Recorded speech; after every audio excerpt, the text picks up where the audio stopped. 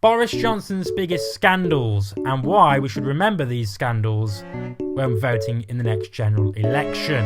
The herd instinct is powerful. When the herd moves, it moves. So how sad I am to be giving up the best job in the world. But them's the breaks. Welcome back to the video, guys. I am Jake from Just Jake. If you're new here, do not forget to subscribe to the channel and don't forget to watch to the end of the video, because YouTube doesn't like it when people don't watch to the end of the videos and they penalise my video. No seriousness. There's a general election coming. Whether you like it or not, whether you're a conservative or whatever, there is a general election coming, and most certainly the conservatives are going to be trounced. Whether you like it or not, it's just how trounced they're going to be is the question. Rishi Sunak has until January to call a general election. People thought it would be May. It won't, because Rishi Sunak needs to at least prove something that's gone right with the Rwanda policy, because nothing has. So this video is going to be all about every single thing the Conservatives, led by Boris Johnson, what they've done during all of this time since the last general election and a little bit before. Now, these statistics and these figures and these facts, remember these when you go and vote in the next general election. When you go and vote for whoever you want to, remember everything they've done. And we're going to do a few videos on this channel in the lead up to the general election about everything that they've done, each party, so we can make our own choice, our own informed choices on who to vote for. Let the past speak for itself. Starting with Boris Johnson.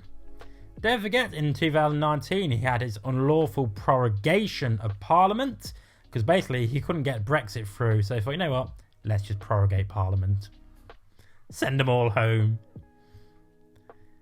Boris Johnson again. Public funds to Jenny Okuri in September 2019. But Mr. Johnson was investigated by the police watchdog over his relationship with the American businesswoman Jennifer Okuri, who has claimed she had an affair with him while he was London mayor. Not a surprise, love, get in the queue. He was referred to the Independent Office for Police Conduct over reports that Miss Okuri's tech firm was able to access £25,000 in public funds, and she was allowed onto 3 overseas trade missions. Basically, Mr. Johnson should have declared an interest, and his failure to do so would have breached the London Assembly's Code of Conduct. Dodgy Boris Johnson strikes again. Ignores report finding the Priti Patel bullied staff in November 2020. A formal investigation found evidence that Johnson's Home Secretary Priti Patel had bullied staff in her department and breached the ministerial code, even if unintentionally. Mr. Johnson used his caveat to claim he did not believe the code had been breached and had full confidence in his minister. That led to his first ethics advisor, Sir Alex Allen, to quit in disgust. He backs Dominic Cummings over the lockdown breaches in May 2020. When his key aide, Dominic Cummings, travelled hundreds of miles to Barnard Castle at a time when Mr. Johnson had ordered everyone to stay at home, the Prime Minister went against the howl of public disgust and stuck by his man.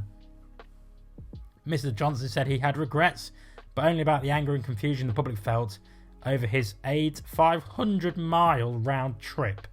Mr. Cummings later resigned and spent his time outside politics attacking Mr. Johnson, as he likens to a shopping trolley smashing from one side of the aisle to the other, due to his indecisiveness. The Downing Street flat refurbishment. Mr. Johnson and his partner Carrie Simmons carried out a plush £112,000 refurbishment of the flat over number 11. This included an £840 roll of Lulu Little wallpaper, a £7,000 rug, and a £3,675 drink trolley, and 2 sofas worth more than £15,000. A former Prime Minister was accused by Dominic Cummings of trying to arrange for Tory donors to secretly pay for the revamp. Following an inquiry, his new advisor on ministerial interest, Lord Geit, accepted that Mr. Johnson had not known what was going on, and when he found out, he paid for the work out of his own pocket. Backs MPs who lobbied for companies he was paid by. Mr. Johnson backed Tory MP Owen Paterson after the House of Commons Standards Committee found him guilty of breaching parliamentary rules for lobbying by MPs by advocating for 2 companies he was on the payroll of. The Prime Minister whipped Conservatives to support an overhaul of the standard system rather than suspend Mr. Peterson from the Commons. Just 24 hours later, Mr. Johnson performed a U-turn in the face of public anger, but public attention continued to focus on standards, second jobs and sleaze in Westminster. With some embarrassing revelations for MPs, Mr. Paterson resigned. Fined for breaking lockdown laws, perhaps Mr. Johnson's finest hour. In December, Mr Johnson approved an independent investigation into allegations that he and others officials had held lockdown-breaking parties during the periods when members of the public were under strict restrictions.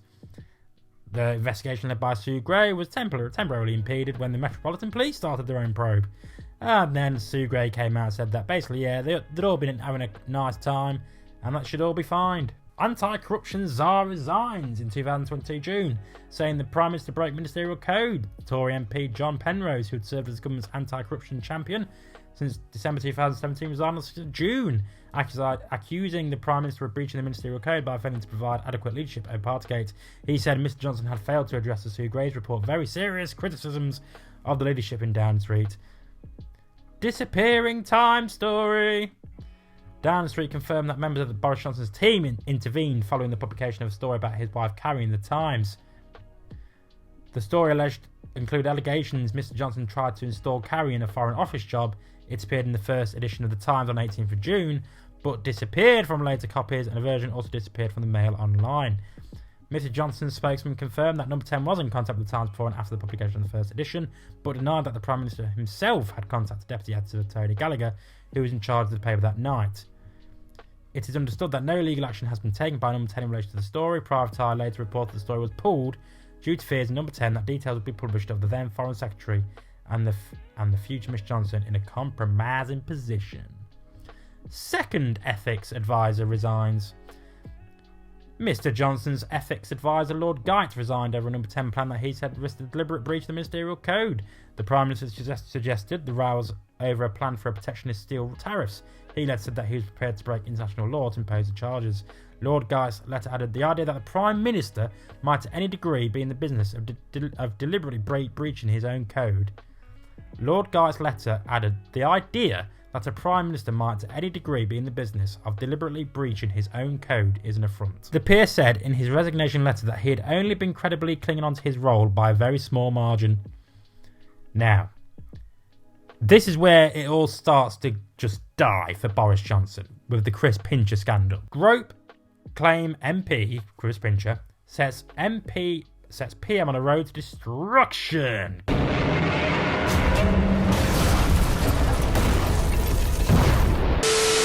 Chris Pincher dramatically resigns as Deputy Chief Whip on 30th of June, following allegations he assaulted two fellow guests the evening before at a Carlton club, a Tory private MP's club in London. Downing Street said Mr Johnson was not aware of any specific allegations about Mr Pincher when he appointed him to the Whip's office.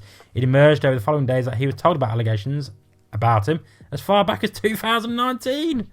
Now, it is the curtain call for Boris Johnson. Key ministers among waves of resignations over Pincher scandal. Mr Johnson was forced into a humiliating apology over his handling of the row over Mr Pincher after Downing Street claimed he had forgotten about being told of previous allegations of inappropriate conduct.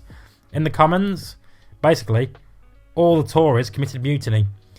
Chancellor Rishi Sunak and Health Secretary Sajid Javid quit. Cabinet Ministers Brandon Lewis, Simon Hart, Michelle Donnellan resigned as Education Secretary after just 2 days in the job. The PM also sensationally fired Michael Gove after the Housing Minister reporter told him it was time for him to step down. Number 10 sources briefed that Mr Gove was a snake who was not with Mr Johnson on any of the big arguments. Thank you for watching the video. I've been Jake from Just Jake. Don't forget to subscribe, share the channel, hit the like button, and yeah, I hope you enjoyed it. Until the next time, make love, not war, because what's the point? Boris Johnson's having a cracking old time in Downing Street, or he was. He was having a good time.